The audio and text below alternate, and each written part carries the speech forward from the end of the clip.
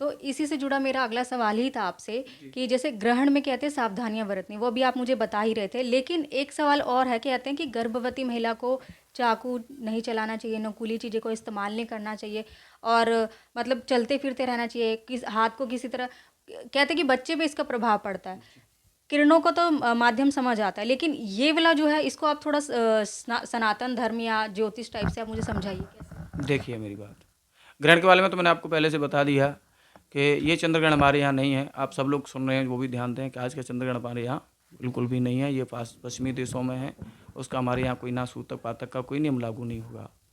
दूसरी बात, आपने एक प्रश्न किया अभी कि गर्भवती महिलाओं पे, मैंने क्या कहा आपसे, गर्भवती महिला पे उसका प्रभाव इतना नहीं है जिसका उसके अंदर अंदर जो शिशु है उस पर प्रभाव है। उसकी लेयर जो है, त्वचा है, वो कैसी है, विशेष कोमल है। तो मैंने एक साइंटिफिक रीजन बताया अभी आपको कि अगर ऐसी स्त्री अल्ट्रावायलेट किरणों की संपर्क में आएगी तो हानि पहुंचेगी नहीं पहुंचेगी, स्वाभाविक है पहुंचेगी। व्यक्ति बीमार है, वो संपर्क में आएगा तो पहले से बीमार है, उससे और किरण है विकिरण है उसका प्रभाव पड़ेगा तो भी वो ज़्यादा प्रभावी होगा। बच्चा है, वो भी अभी परिपक्व नहीं है, तो एक तो कारण ये है। दूसरा, अगर शास्त्रों की ओर देखें तो देखिए, मैंने आपको बताया कि ग्रहण के समय में जो नेगेटिव एनर्जी है, मैं पहले आपसे निवेदन कर रहा था, वो वातावरण में एक अच्छी मात्रा में उपस्थित रहती है। हाँ, जो वायुमंडल है, जो वातावरण विशेष दूषित रहता है ऐसी नेगेटिव एनर्जियों के कारण। तो ऐसी स्त्रियां अगर उस समय घर से बाहर निकलती हैं, बच्चे बाहर निकल जाते हैं या कोई बुजुर्ग, तो इनके खान पान पे देखिए, हमारे यहाँ इसमें बड़ा प्रावधान है। आप दांत साफ नहीं कर सकते, दांतों को हाँ, ऐसे निकाल चाकू नहीं से नहीं सकते। कुछ काट सकते हाँ गर्भवती जी। महिला, ये अच्छा, सब। ये चीज़ें तो हैं ही हैं, लेकिन आप मूत्र त्याग करने के लिए नहीं जा सकते। देखो कितनी बड़ी रूल। अब ये चीज़ें तो प्राकृतिक हैं, कॉल नेचर कॉल है भाई, कौन रोक सकता है। लेकिन यहाँ तक तो इसमें तो मूत्र त्याग का भी वर्जित बताया है कि आप उस समय पर ना जाएं बाहर। तो ये सावधान रखने की जरूरत है। चाकू का विषय जो होता है, देखिए, छाया का मतलब ही क्या है, ग्रहण का मतलब है छाया। क्या है? छाया। एक बार आपने कथा, प्राचीन कथा सुनी होगी, तो जो कंस की माता थी, वो क्या है, बगीचे में ऐसी घूमने के लिए निकल गई थी, तो एक द्रुमिल नाम के दैत्य की केवल छाया पड़ गई थी महाराज। क्या पड़ गई थी? छाया। और छाया के कारण उनका जो गर्भ में शिशु था उसने राक्षसी रूप धारण कर लिया, वो कंस बन गया। जिसे भक्त बनना था वो कंस बन गया। और ये हिरण्यकशिपु है जो महादैत्य है महाराज, जो भगवान के समाधान को मानता ही नहीं है, उसकी पत्नी को नारद जी के द्वारा ले जाकर के इंद्र के यहाँ स्थापित कर दिया गया था। और उसने केवल क्या किया, सत्संग प्रवाह इत्यादि किया, संतों की छाया पड़ी उसके ऊपर, तो उससे उनके अंदर क्या, घर पे क्या प्रभाव पड़ा, वो भक्ति युक्त हुआ, भक्ति युक्त हुआ महाराज, वो भक्त बना, बहुत सबसे बड़ा भक्त बन गया। तो ऐसी ऊर्जा प्रभाव दिखाती हैं। नुकीली चीज़ें क्या है, हानिकारक होती हैं चीज़ें, ये साक्षात काल का रूप ही कही जाती हैं। अब लोग अपने अपने तरीके से बताते हैं, शास्त्रों में तो कई एक तरीके से वर्णन है। मैं ज़्यादा समय ना आपका लेके मैं सीधा सीधा आपको बताऊं कि इसमें जो शास्त्रों में नियम बताएं, देखो ऋषि मुनि कोई हमारे पागल नहीं थे, वो विशेष ज्ञानी थे, उन्होंने अपना त्याग तपस्या के बल पर ये सारी चीज़ें ग्रहण की। तो उन्होंने जो सन्मार्ग दिया, अब हम उसको माने न माने, मानेंगे तो हमारा कल्याण निश्चित है, न मानेंगे तो हमको कष्ट में जीवन जीना ही जीना है। तो इस कारण से गर्भवती स्त्रियों को मैंने आप दोनों कारण बताए कि राहु केतु की जो छाया है, वो दो कौन है तो दैती ना, तो उसकी छाया से बचने के लिए सारे उपाय आपको बताए गए हैं कि इसमें भोजन नहीं, केवल इन लोगों को छूट दे दी जाती है, उसमें भी कब सकारात्मक चीज मिला दी जाए तब। जैसे हमारे यहाँ कुश है, कुशा को विशेष पवित्र माना जाता है, ये वराह भगवान का रोम है। तुलसी है, तुलसी भी सकारात्मक ऊर्जा, हमारे यहाँ औषधि ली जाती है, औषधि के रूप में माना जाता है। हमारे यहाँ वृक्षों को भी साइंस के अनुसार, साइंस भी मानते हैं इन वृक्षों को रखना चाहिए, बचाना चाहिए, सेव द ट्री। तो हम उनको, पहले हमारे ऋषियों ने उनको अध्यात्म से जोड़ दिया कि कोई इनको हानि न पहुंचे। अभी आप पीछे निकल के गई आमल की एकादशी, हाँ आपने देखा होगा, आंवले की पूजा की जाती है। तो आंवला में बहुत से प्राकृतिक गुण ऐसे हैं जो कैंसर जैसे रोग को खत्म कर देता है। अब एक तरफ हम कैंसर से जंग लड़ रहे हैं, एक तरफ हम आंवले को काट दे रहे हैं, आंवले का सेवन नहीं कर रहे, तो स्वाभाविक है कष्ट आपको भोगना है। पीपल है जो सकारात्मक सबसे ज्यादा एनर्जी देता है, सब लोग जानते हैं, साइंटिफिक रीजन है। ऑक्सीजन देने वाले सबसे ज्यादा कौन है? पीपल है। तुलसी है, उसके बाद सकारात्मक ऊर्जा, हमारे गले के जितने भी रोग हैं, उधर के रोग हैं, उसमें सबसे ज्यादा 100% जो तुलसी काम करती है। अब हम उसको माने ना माने, आप लेते हैं इंग्लिश दवा, अब वो क्या करे, रोग को दबाने का काम करेगी, रोग को भगाने का काम नहीं करेगी। लेकिन हाँ, आयुर्वेद है, काम धीरे धीरे करेगी, लेकिन उस चीज़ को जड़ से ख़त्म करके रहेगी। तो इसलिए मैं आपसे निवेदन कर रहा था, कभी भी स्त्रियों को ग्रहण के समय में जो बाहर निकल, लेकिन अब तो निकल सकती हैं, क्योंकि ये ग्रहण हमारे यहाँ नहीं है और इस ग्रहण का हमारे यहाँ कोई प्रभाव भी नहीं है। लेकिन ग्रहण में ऐसे काल में स्त्रियों को बाहर निकलना ठीक नहीं है। शास्त्रों के अनुसार जो मान्यता दी गई है, इन चीज़ों से परहेज करना चाहिए, तो सब लोग अपनाते हैं स्वाभाविक तौर पर। जी। जैसे कि आजकल का जो होली का स्वरूप है वो बदल चुका है। आप देख रहे हैं कि होली मतलब दूसरी तरह से हो गई। एक तरह से उसमें कीचड़ आ गया है और हुड़दंग आ गया है। पहले अबीर, गुलाल, फूलों से होली खेली जाती थी। एक मेल मिलाप था।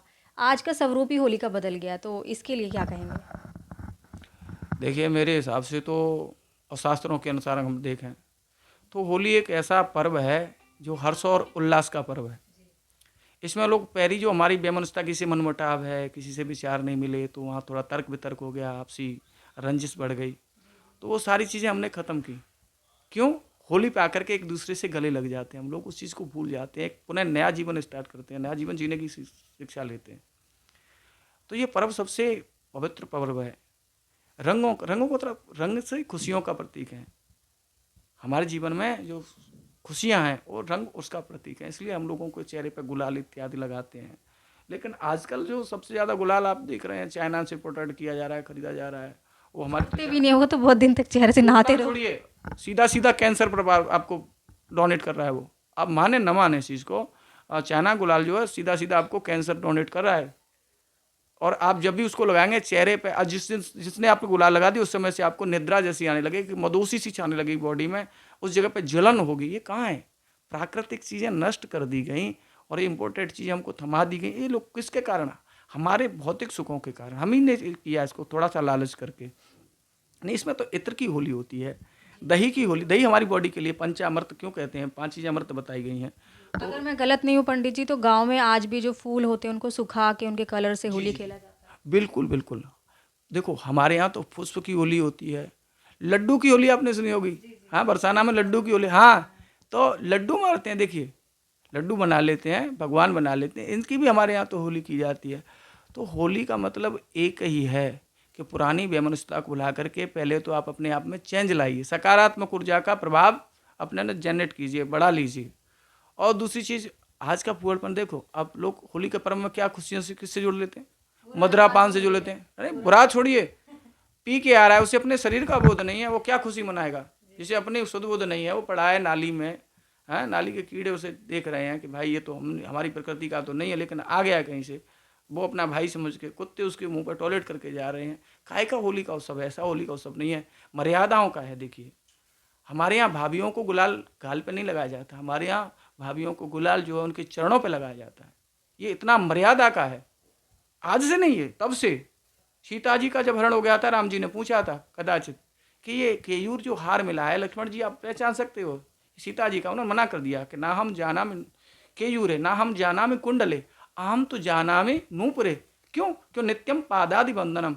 मैं तो महाराज इन चीज़ को नहीं जानता, लेकिन हाँ, ये नूपुर को मैं जान सकता हूँ। क्यों? कि माता के चरणों में जब मैं प्रणाम करता था तो ये नूपुर मुझे दिखाई दिया, दृष्टि इस पर गई।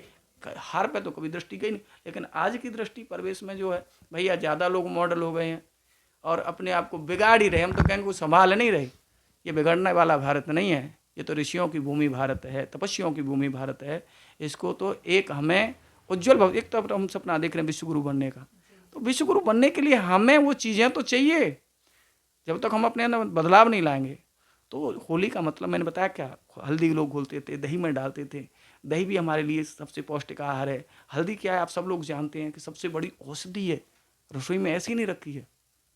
इनसे खिले पुष्प हैं, सुगंध होती है वातावरण में, तो पुष्पों से होली खेली जाए। आज भी फूल होली होती है, वृंदावन में जाएंगे, बरसाने में जाएंगे, हम तो 3 दिन से वहीं पर, बड़ा आनंद। हमारे श्री राजू जी हमारे विशेष प्रेमी हैं, और आप पर आज यहाँ साक्षात्कार हो रहा है वो भी हाँ, इसमें कोई मैं आपको दोहरावाली बात नहीं हूँ। ये हम तो भैया जाने कहाँ कहाँ भटक रहे थे, हमारे तो जहाँ ठाकुर जी ले जाते हैं वहाँ पहुँच जाते हैं। अब इन्होंने कहा कि आपको नहीं हमारे साथ में दिल्ली रहना, तो हम तो यहाँ आ गए। अब कोई नहीं सर जी भी जैसे बता रहे थे उनका आश्रम है, कभी वृंदावन जाने का सोशलिया को मौका मिलेगा। पिछली होली सोशलिया की वृंदावन में ही थी, प्रेम मंदिर में, उसका भी है वीडियो, आप देख सकते हैं।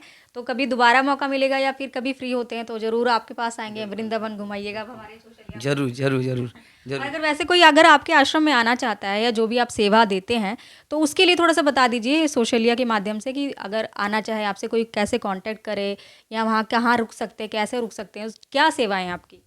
देखो वहाँ पे जाने का एक गीतांजलि होटल के सामने है, वो प्रगटेश्वर महादेव के सामने है। और वहाँ जाने का एक ही ना तो वहाँ कोई खर्चा है उनका, आप वहाँ जाएं और हमारे आश्रम पे निःशुल्क अपना विश्राम करें। वहीं से थोड़ी दूर जाने से आपका दान घाटी का मंदिर है, वहीं से अपनी गोवर्धन की परिक्रमा स्टार्ट कर सकते हैं और वापस लौट करके आप आश्रम पे आ करके अपना विश्राम करें।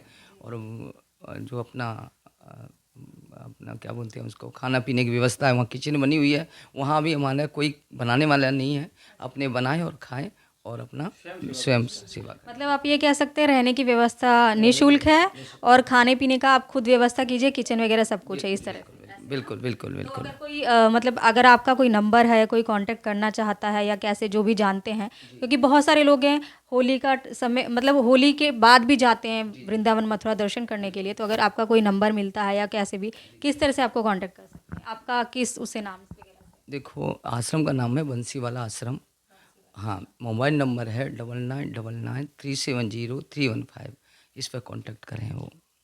लेकिन प्रीति जी मैं आपसे एक निवेदन करना चाहूँगा। देखिए तीर्थ नगरी है तो आप एक विशेष भाव यही मन समझ लें, तीर्थ नगरी में सारे स्वभाव में जो भक्ति ही आते हैं।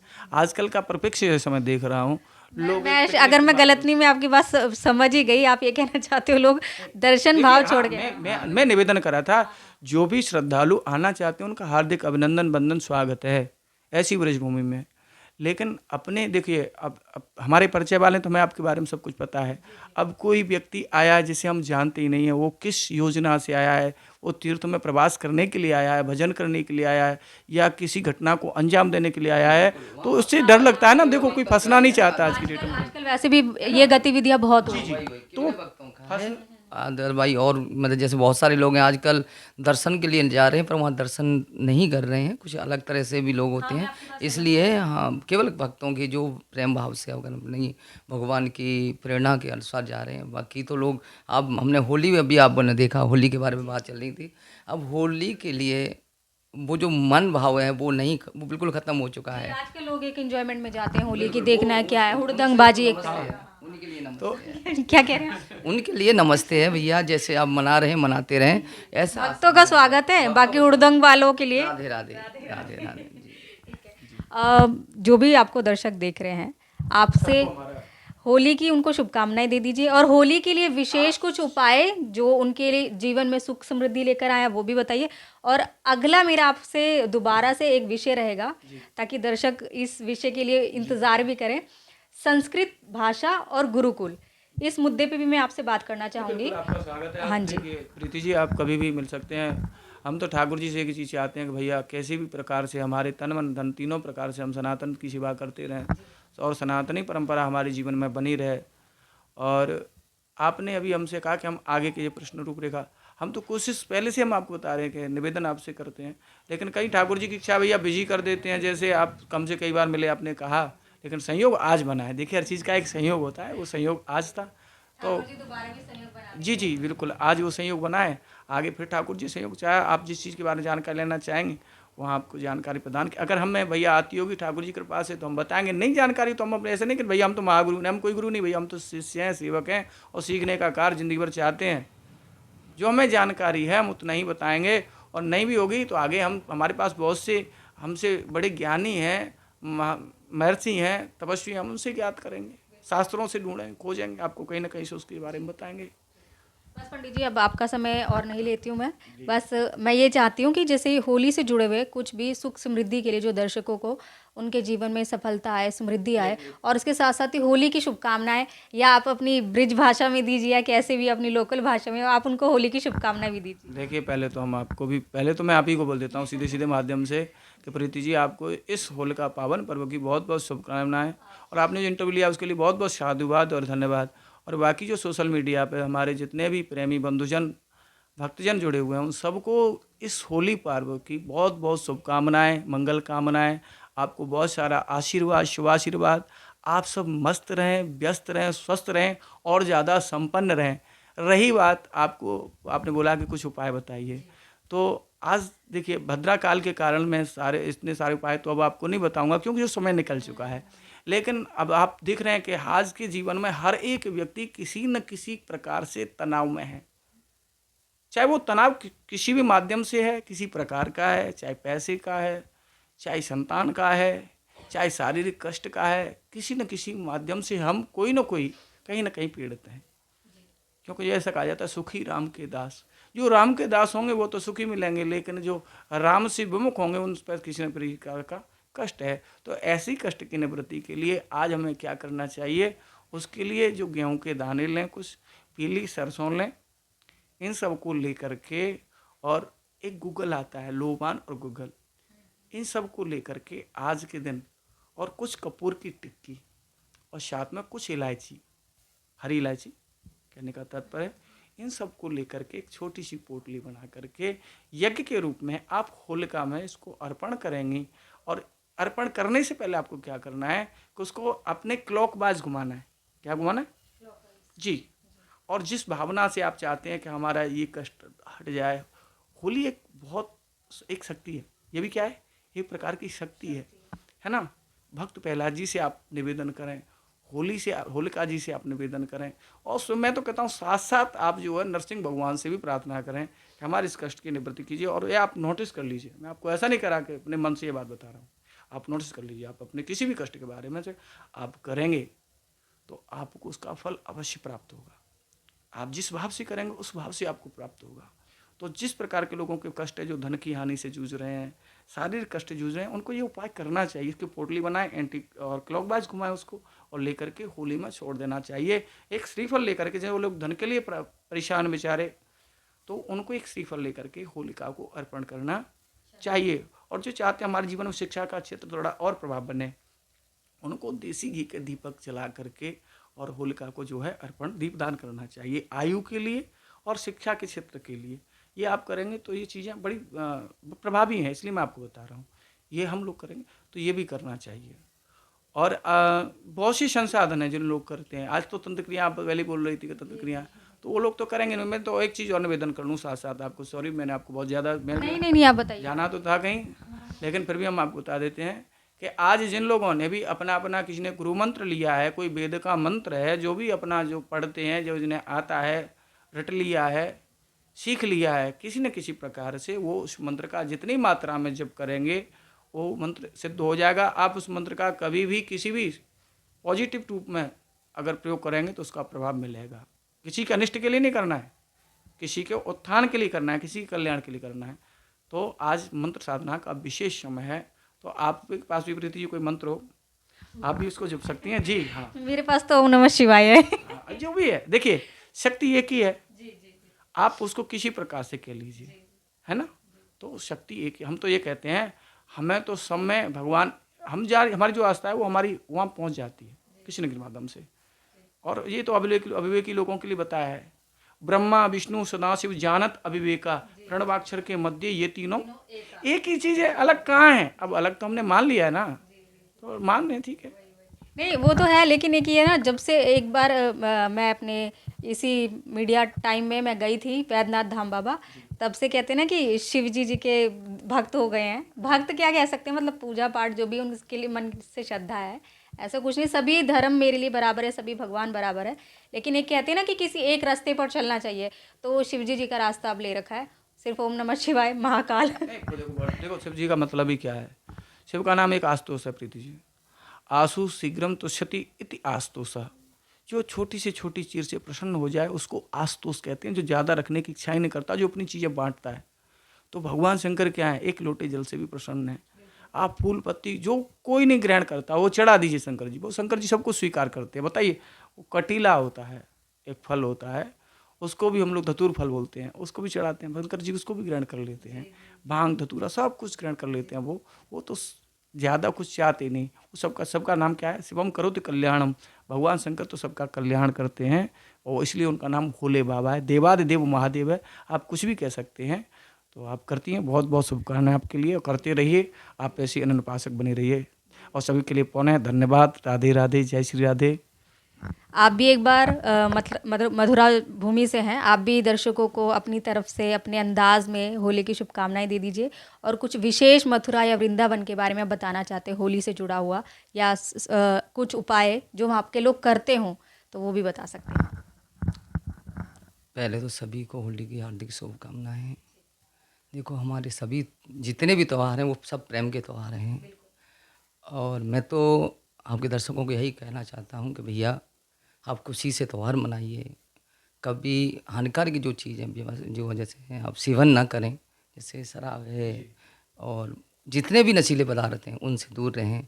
बड़ों का आदर करें, छोटों के साथ प्यार करें, रंगों से, गुलाल से, मस्ती से होली खेलें। यही मेरी सभी के लिए दिल से हार्दिक शुभकामनाएं। राधे राधे।